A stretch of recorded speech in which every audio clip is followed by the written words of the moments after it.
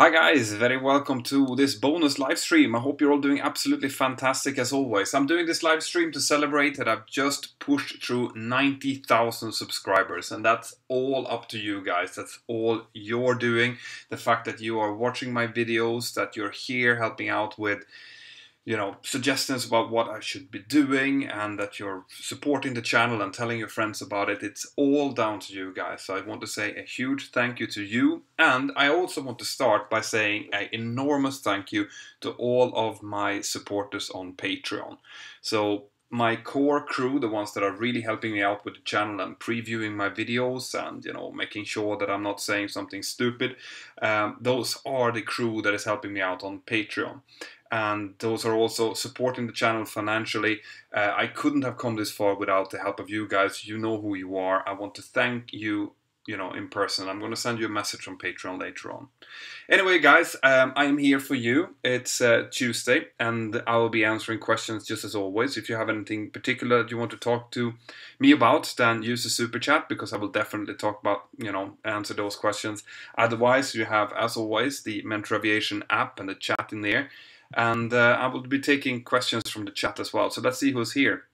Xeno is here, Fly Pato, Pilot, Abdullah, Patix. It's great to see you all here. I'm seeing a lot of familiar faces, which really makes me happy. So, Bernardo, hello from Italy, hello from Spain. I will be actually leaving Spain in about 2 days, well, 3 days from now. On the 22nd, I will be flying from Barcelona up to Arlanda in Stockholm with my family. And then we will be taking the car from there and driving up to my parents up in northern Sweden for a traditional Christmas holiday, or at least a couple of days of Christmas holiday. I hope that all of you out there are having your plans well made up as well, and that you'll have a Merry Christmas or a Merry Hanukkah or whatever you are celebrating. So let's see if you have any questions here. There's, as always, there's loads of questions running through here. I am not sure I'll be able to answer all of them. I would like a video about the GPWS, and I want to know how it works. Yeah, great. I am planning to go through the systems. The GPWS is on my to-do list. Now, Mentor Pilot Captain Joe has already covered the ILS, so I probably won't be going too deeply into that since he's already covered it. But GPWS is one of those systems that I could definitely talk about. I need access to a simulator in order to do it, because I want to show you both how the system works, but also what actually happens and how it looks as we're getting close to terrain, or if we get terrain warnings.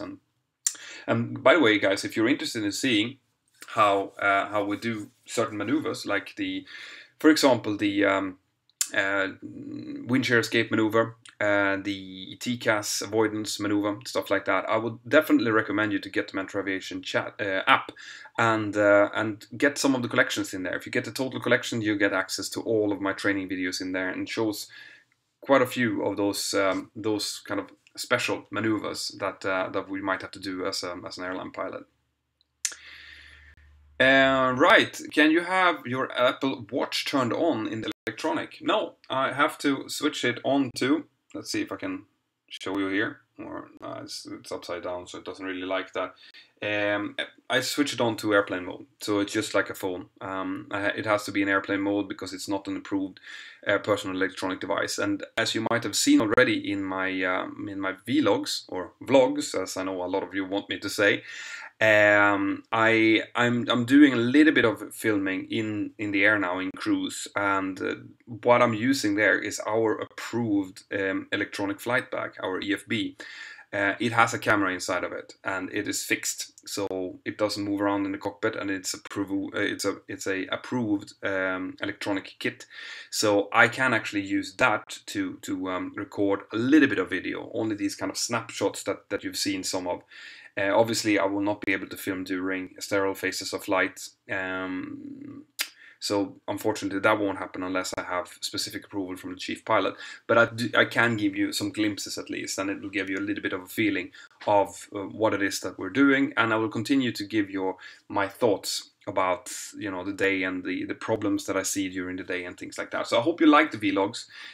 If you want access to all of them, then get the app, because there's a free playlist in there with all of the all of the videos there for you. Cool. Can I be a pilot if I'm autistic? I actually did talk a little bit about this in the video I did about medicals. Now, I am not a aeronautical examiner, so I can't give you a straight answer on that. You are going to have to go and do the test yourself. I know that there are different scale of autism, and it is a possibility that you might be able to go through the test with it. So I wouldn't take it. I wouldn't take it for impossible, but you are going to have to go and speak to an aeromedical examiner, a psychologist, make sure that you tick all the boxes. And the only thing I can say is good luck. Hopefully you can. Blue Bear in the super chat, thank you very much. At what point do you trip the autopilot at takeoff and landing? The autopilot normally goes in during a normal departure. We switch it on at 1,000 feet above ground level. So we only fly it up to 1,000 feet, then we switch it on, then we bug the speed up and we start retract the flaps on an NADP2, a noise abatement procedure 2 departure. Okay, even on a noise abatement procedure 1, we switch it on at 1,000 feet normally, but then we bug up, as in we start accelerating for retracting the flaps at 3,000 feet above ground level instead. During the approach, it depends a little bit about what we're doing. If the weather is poor, then we can keep it down to, very close to minimus, even as low as 158 feet. But if the weather is good, then you're at your home airport and you've pre-briefed it, then you can disconnect it much earlier and you can hand fly the approach in, which is something that we try to do at least once in a while to keep the feeling and the manual handling skills up a little bit. But it's a little bit more up to you when you're doing the approach. The departure, we can also hand fly. It's something that I do, especially with my cadets when I need them to get a little bit of exposure to manual handling.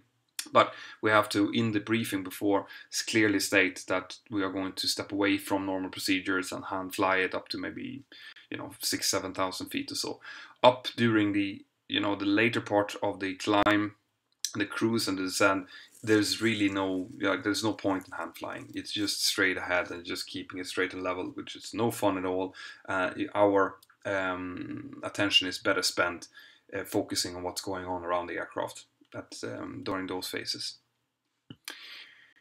Let's see, more questions here. Pilot, have you ever considered buying a light aircraft such as a Cessna 172? No, I haven't personally done that. I have some friends who have bought aircraft. Most of the people I know who have bought aircraft have bought aerobatic aircraft, actually, to have something they can go out and fly a little bit of aerobatics with. Owning an aircraft is extremely expensive, even if it's if it's just a Cessna 172. It's still expensive because you need to keep the maintenance schedule on it, and whenever you fly, obviously it's using fuel and stuff, but the fuel is probably the smallest cost of it. The maintenance and the insurances, landing fees, stuff like that will cost a lot of money. So for you to do that, you really need to be properly interested in like private aviation, and I'm not.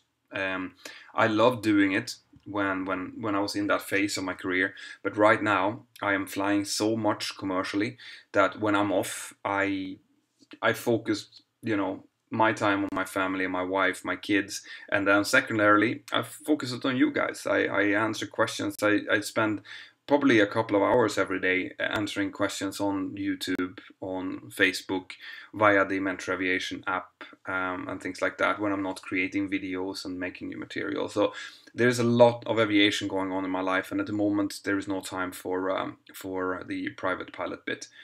Who knows? That might come, especially if my kids start showing interest in it.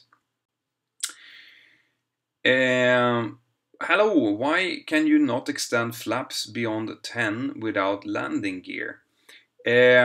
Yeah, you can actually, but below certain altitudes and below certain flap settings, it will trigger the landing gear horn, and that's because it is supposed to be, we're talking about landing flaps here. Flaps 1, flaps 5, and flaps 10 are flaps that you can use in order to reduce speed and just add drag. But if we're talking from flap 15 and onwards, they are really landing flaps, and if you haven't extended the gear together with those flaps, it's an indication that you've just forgotten the gear, and that's why the aircraft is warning you and it's telling you that, listen, dude, this combination is not right. You have to do something. That's why.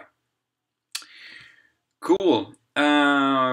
RS Aviation. If you haven't already downloaded, oh, thank you very much. So RS is helping me a little bit with pushing my app. It's great. RS is always in there, is one of the big contributors in there, and there's loads of people like me in there as well. You know, actual airline pilots who wants to help and answer your questions. So if you have, you know, short questions that you don't need me specifically to answer, well, in that case, go into the chat, because there's other commercial pilots in there who are more than willing to answer all the questions you might have about pretty much anything aviation related or other stuff. So go in there, it's a great community. Robin, tjena grabben, vilken flygutbildning gick du? Jag ska till sommaren söka in till Västerås. So basically he's asking what kind of education I took. And he's going to Västerås, and I went to Västerås, right? I went there when there was still what's called a flyggymnasium. So I went there back in 1998 up to 2000, and then I did the auxiliary extra education that gave me the multi-engine and the MCC course in 2001 to 2002. So I went through Scandinavian Aviation Academy, and if you have questions about them, by the way, just tag skavak.com in the Mentour Aviation app, and he's one of the managers for SAA, and he'll be able to answer any questions that you might have about that school. Mentour Pilot, who is your biggest pilot inspiration? Like Sully, Captain Joe, Pilot Girl, your dad. Well, it's not Captain Joe and Dutch Pilot Girl, that's for sure. Those are inspirational pilots that I have learned to know, but it's not, obviously they weren't around when I did my training. And Dutch Pilot Girl, I believe, has just started with flying the 737 last year, I think. When it comes to pilot inspirations, my dad was probably the one that led me into this in the first place. He was the one who flew when I was just a boy, and he was the one who gave me my first test lesson, and so he would be the one that has really like gotten me into this. When it comes to others, I get inspired by everyday pilots that I meet, pilots that are professionals, that are acting in a professional way, pilots that I do, you know, flight tests on. Since I'm a type rating examiner, I do exams, as in license proficiency checks and operators proficiency checks, and sometimes you fly with some really, really good, awesome pilots in there, and I learn a lot from them. So I don't have a star that I'm following. I try to learn and pick up as much as I can from my colleagues, which tend to have a lot of great experience that I can pick up on. Cool. More questions here. How long did it take you to go professional? Well, I was lucky enough to get into this aviation gymnasium in Sweden, which is upper secondary school. So I started when I was 17, and I had all my licenses when I was 20, and that's actually when I got my first commercial job. So for me, it went really, really quickly. I went straight into flying the 737, and I'm in the same company now that I was 16 years ago. So for me, it's been kind of a straight line. I know that doesn't happen to everyone. You can expect it to take some time after you've finished your licenses to actually find your first job. It's completely normal for it to go up to a year, at least, you know, before you find it. But the key is to just keep going, keep applying, keep looking for that way into your first job, because once you're in your first job, then everything gets much easier from then on. Do you have tips for flight school selection? Yeah, this is something that I've actually done some videos on, and I keep saying this to everyone that I meet and everyone in here, is that make sure that you do proper research before you join this flight school. I've said that many times before, and I'm going to keep saying that.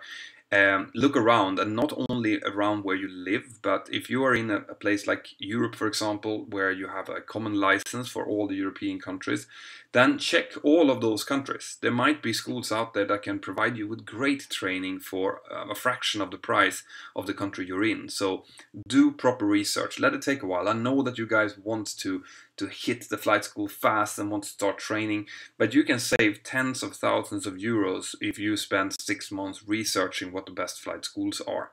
Okay. Once you know that, then you have to find out what kind of requirements they have and start working towards them. Okay. So if that's what you mean by flight school selection, that's the best advice that I can give you. Talk to previous students, talk to instructors, ask them what was good, but also what was not so good. Because people are very quickly with saying what's good, but it's equally important to know if they had any kind of problems, especially if the school has financial problems. And this is extremely important, guys. Look at how the school is doing financially. Make sure you check that out, because it can happen, and it has happened many times actually, where pilots have been paying in their money, because you tend to pay in money in advance for your training, just to notice that the flight school is going bankrupt, and it takes all your money and it just disappears. Okay, so make sure that you do proper research on the schools. That's why the more stabilized and bigger schools are probably a safer bet. Because they're unlikely to just suddenly go bankrupt. But be very careful with that. That's also a good tip I have for you. Mentor, when do you think self-flying planes will be invented, as China is already working on it? Yeah, I've done a video on this, all right? So I'm not going to go through it again. Go and check out the video. It will tell you, like, in short, I think that the technology soon will exist to make completely self-flying planes. I don't think that it will happen with commercial aircraft for another at least 30 to 40 years, right? And that is because of legislation, because of international rules, because of you guys not wanting to sit in a flightless plane. And there's loads of things like that. I did a complete video on that. Check it out. It will explain a lot of things for you. What are your thoughts about the new school Norwegian Air Norway starting through OSM Aviation Norway? That's a school that is merging with Scandinavian Aviation Academy, I believe. And knowing that they're merging with them, and knowing the contacts that I have in Scandinavian Aviation Academy, I think that school is going to be very good. Okay, I know that SAA is a very serious and good school. If they are merging together with this new company and they have connections straight into Norwegian Airlines, I'm talking without knowing now, because I don't have insight into this. But given that those are the connection that OSM have to Norwegian Air Shuttle, I would expect it to be a good school, a very good school. So I wouldn't hesitate. I'm not sure what kind of prices they have, but I do think that they will be able to provide some very, very high quality training. Cool. Petter, kan du berätta lite mer om E-tops? Talk a little bit more about E-tops. To be perfectly honest, I don't fly E-tops. Okay, and I would have to look up the regulations and stuff for E-tops a little bit more before I would speak about it. So at this point now, I would just be sitting here talking a little bit about the little I know, and that wouldn't be cool for you guys. So yeah, E-tops is something that I can definitely discuss, but since I'm not flying it myself, I really have to check it out.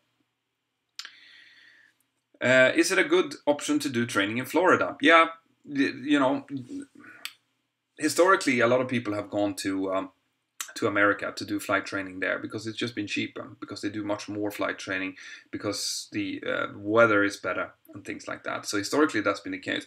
But if you want to do your flight training and then come back, you have to also incorporate in the price picture the fact that you are going to have to convert your licenses from FAA licenses to EASA licenses, all right?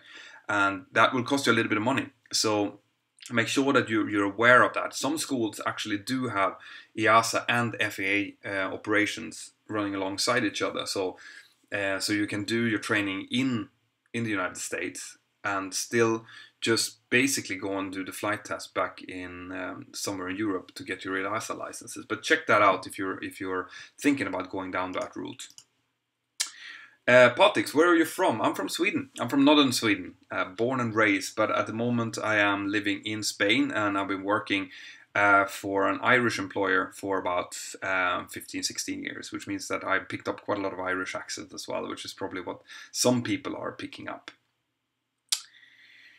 How does a VOR work? That's a very technical question. A VOR basically sends out signals that will identify 360 separate degrees around the beacon, and it's good because it makes you can fly to and from the beacon on a specific radial, which makes it good for navigational purposes and for approach purposes. So it's a beacon that sends out these signals.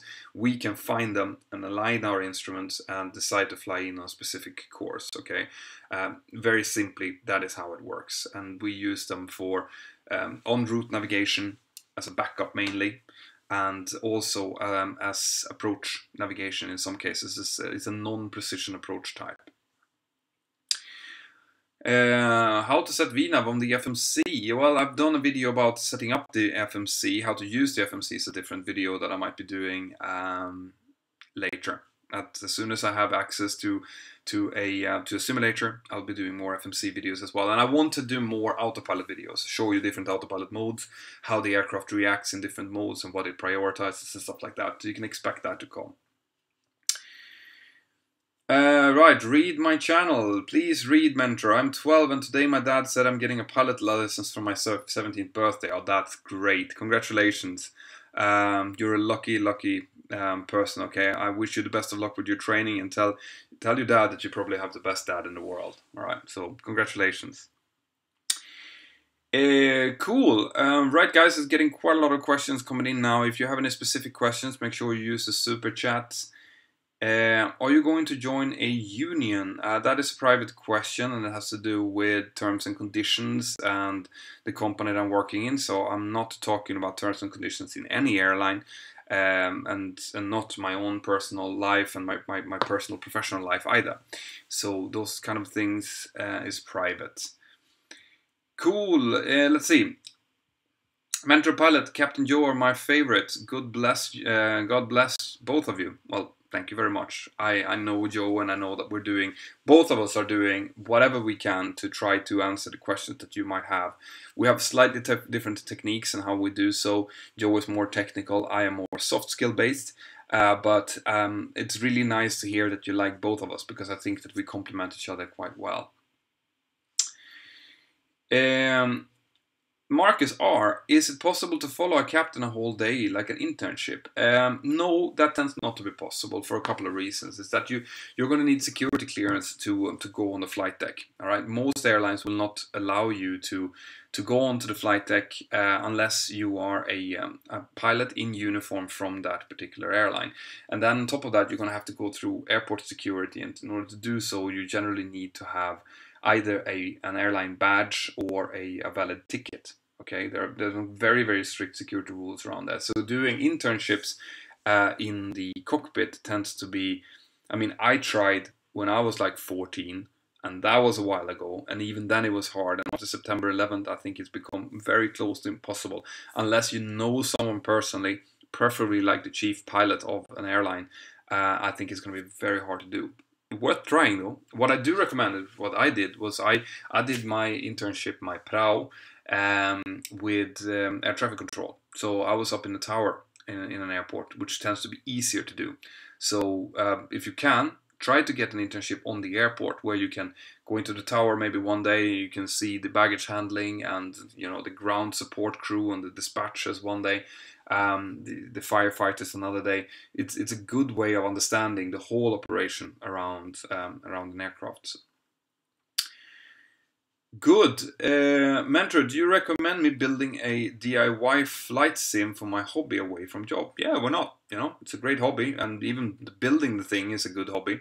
So why not? You can spend as much money as you like on making a home sim. I've seen people building complete replicas of the 737 cockpit in their garage. It's really, really cool. Very cool. But I do think that it's a fairly expensive hobby to keep up.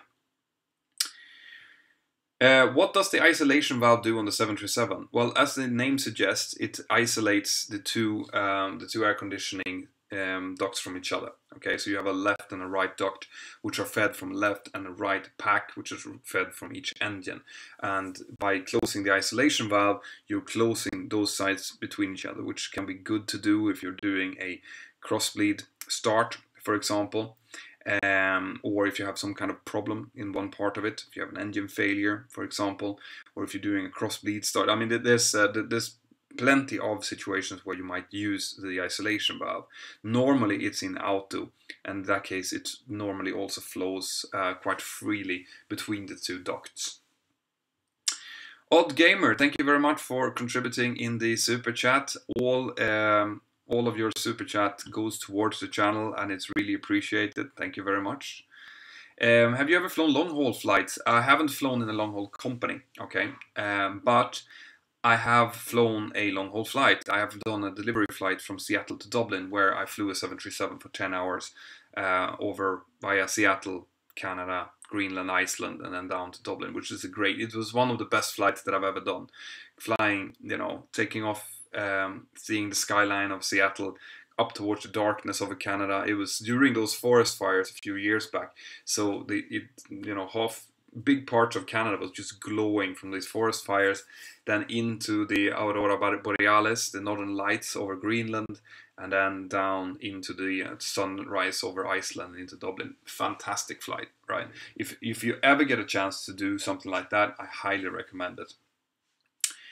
Petter, has your family ever been on a flight that you've flown? Yeah, funny story actually. On a few occasions, I've taken both my mom and dad flying down to visit us, and also my own family. And on one occasion, I was flying up from a town in northern Sweden that my company used to fly to, and I was traveling as passive. So I can do that. I can travel for free if I travel in uniform and fit for flight and everything. So my family had tickets, and I was traveling as a passive pilot, going back from my holiday. And generally speaking, when you do that, you just sit back in the cabin, you find a free seat, and that's it.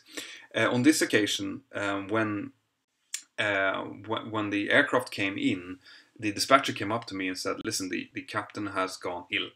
All right, the captain doesn't feel well. He wants to offload himself from the flight. Can you fly?"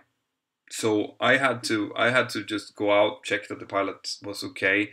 He offloaded himself, and I then introduced myself to the crew, went through the briefing really quickly, make sure that all the weather and fuel and stuff was correct, okay. And then I took command of the flight, and I flew with my family in the back to Girona, which was a very kind of surreal situation to be in, but also, I mean, it helped everyone out. It kept the aircraft from being stuck up in northern Sweden for many hours, and yeah, no, I was glad to be able to help. But yeah, so short answer, yes, I have flown with my family. Samuel May, I missed the hat now. Yeah, I had the hat here. Well, actually, he who asks shall receive. My question is, if you use the retractable landing lights during night time only? No. We use the retractable lights and all of the lights, even if it's daylight, okay? It doesn't matter. It's exactly the same procedure for using them in daylight and nighttime. And it is because we're not only using them to illuminate the runway in front of us, we're also using them to make maximum visibility so that people around us can see us. So even during daylight hours, we use the retractable lights.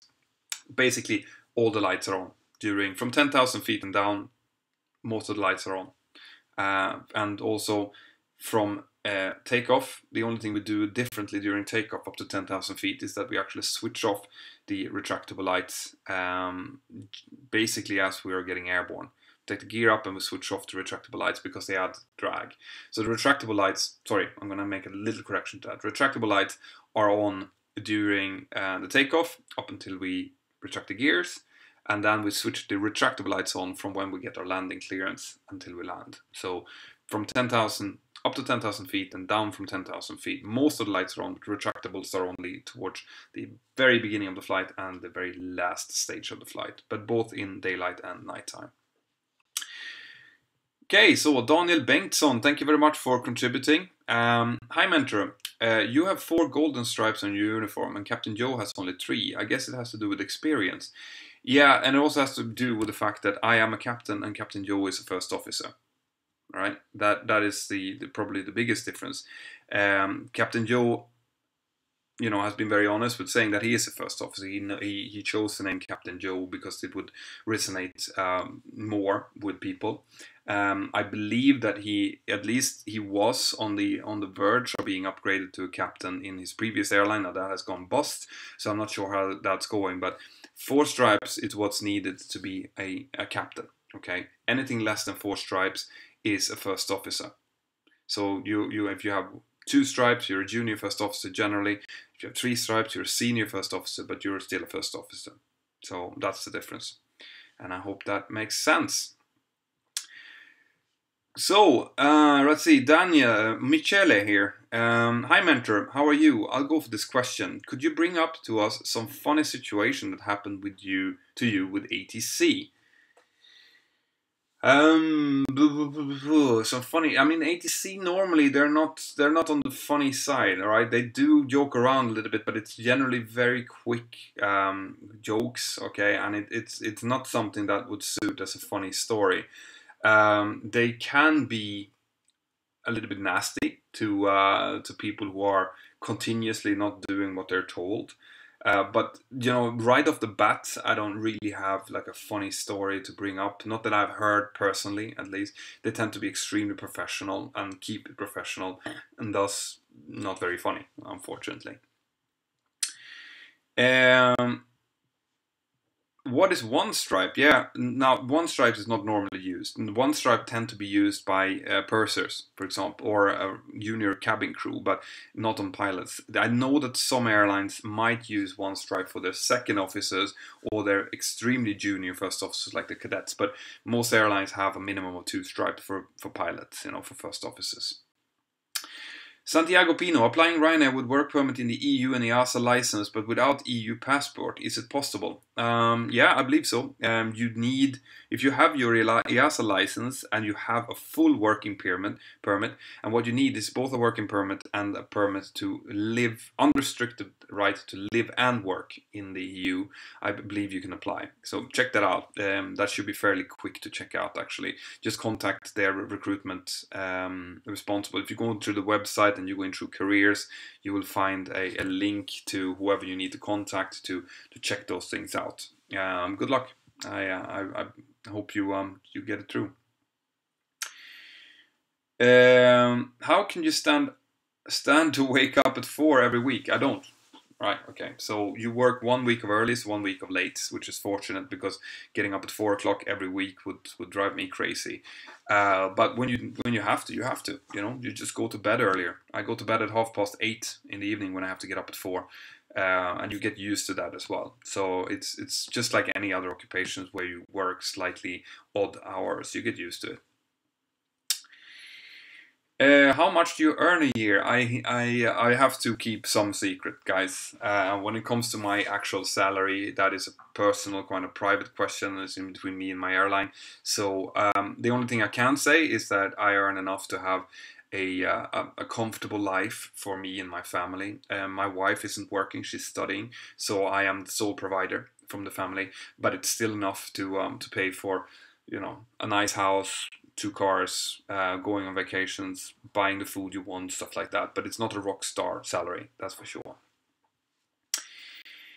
Is there a speed limit when taxiing, and what are the consequences? Yeah, there are, actually. The speed limit in my airline is that you can taxi maximum of 30 knots in a straight line on a taxiway, maximum of 50 knots on the apron, maximum of 10 knots when you're making a turn that is more than 45 degrees, a maximum of 50 knots if you're backtracking runway. Okay, those are monitored. Okay, they're monitored internally by the company. The aircraft in itself is monitoring these parameters and sends off an OFDM warning. It's called Operational Flight Data Monitoring Warning if you exceed this, and if you consistently exceed this, then the company is going to contact you and ask, what are you doing speeding?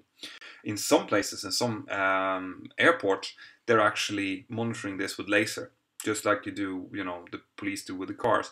And in that case, they will fine the airline. So if they see a plane that is going over the speed limits, they will send an actual fine to the airline. And in some cases, the airline will just send that on to the captain. At least they will definitely contact the captain and ask why they now have to pay loads of fines because he's been or she has been speeding with the airline, the aircraft. How do you measure ground speed for taxi? We use GPS for that. So we don't follow the indicated airspeed, obviously, we just use the GPS. Right, damn it, I missed out on asking a question in my previous donation. Well, don't mind doing it again. Thank you, Odd Gamer. What do you think about home pickups? Does your company offer them? My company does not offer them, but I have friends who work for companies like Emirates, for example, who do home pickups. It seems quite convenient. Yeah, I mean, I wouldn't mind having someone picking me up and then dropping me off. It's a little bit less flexible, maybe. So, I mean, in my case, for example, I work from my home base here in Girona. There's very little traffic to worry about, and it means that after my shift I can go and do something else. I can take my car and I can go shopping or whatever, which gives me a little bit of flexibility. That is not really the case if you're going with a company taxi. But it has pros and cons like everything. Most pros, I would say, being picked up for work. Mani Ramachandran, corporate guy. Hi, corporate guy again. I see that the Boeing 747 is being retired. I've never been in one yet though. Have you ever flown one? I haven't flown one. All right, I have been flying in one, and I've been flying with Virgin Atlantic to Los Angeles and stuff like that. I haven't actually flown one, but when you see that the 747 is being retired, you will see 747s flying for decades yet to come. All right, there are still 747 being bought. Some airlines are retiring them because they're not as efficient as the new 777s are, for example. But I would say that you will see 747, especially as cargo flights, for a very, very long time still to come. So I think that I still have the chance to fly them. I know that there's companies that are hiring people on the 747, and I think the 747 is one of the most beautiful looking aircraft out there. So I would love to fly a 747 before I retire in some capacity. We'll see if that ever happens. Okay guys, this was just supposed to be a really short extra live stream to celebrate the fact that I've now reached 90,000 subscribers and I'm going for 100. 100k was my goal for 2017. It doesn't look like I will be reaching it, unfortunately. But you can all help me. If you guys, push my videos forward, I'm making a new video that's coming out on Thursday, like always. I hope you like that one. It's a slightly longer video. It's loads of stuff in there, loads of good information. If you share that on Facebook and on whatever, Twitter, whatever you see, maybe we can get that going so well that, the subscriber count goes up so that I can reach 100 before New Year's. But I'm still having that as a target, but I doubt that I'll be able to push it 10k in the next coming 2 weeks. But we'll see anyway. 90k is really good. I am really, really happy, and I want to thank all of you, especially you who are my patrons out there. If you guys want to become part of my Patreon crew, then if you just go to www.patreon.com/mentorpilot, you can see what you'll get there. You'll be able to, for example, get a private chat with me when you want to, when you need to. A Skype call, just you and me, so you don't have to go through the chat like this. Yeah, check it out. Have a fantastic week, guys. Make sure you watch the video that's coming out on Thursday, and there won't be any live stream on Sunday, obviously, because Sunday is Christmas Eve, so I'm home in Sweden. But then, after Christmas, I will be picking it up again. Take care, guys. Have a fantastic day, and I will see you next time. Bye-bye.